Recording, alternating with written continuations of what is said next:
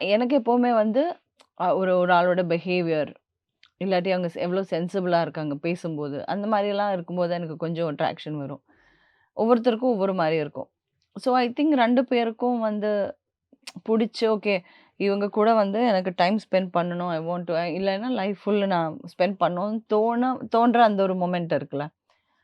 அதுதான் அந்த ஒரு ஒரு லவ் கனெக்ஷன். பட் எப்பவுமே வந்து அது லவ் வர்றது ஆக்சுவலி ஈஸி. ம். பீயிங் இன் லவ் வந்து okay easy. But life long வந்து நான் லவ் பண்றேன்னு ப்ரூவ் பண்றது வந்து கொஞ்சம் கஷ்டம். அண்ட் ரியாலிட்டில வரும்போது வந்து நான் நெறைய லவ் பண்றேன்னு சொல்லி இருக்கவும் முடியாது. There will be so many things.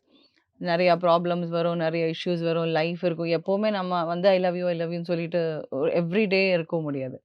So everything changes. But ஒரு லவ்ங்கிறது ஒரு பயங்கர ஸ்ட்ராங்கான ஒரு எமோஷன். அது நம்மளுக்கு வந்து ஒரு ஆள்கிட்ட இருந்துச்சுன்னா, கண்டிப்பா.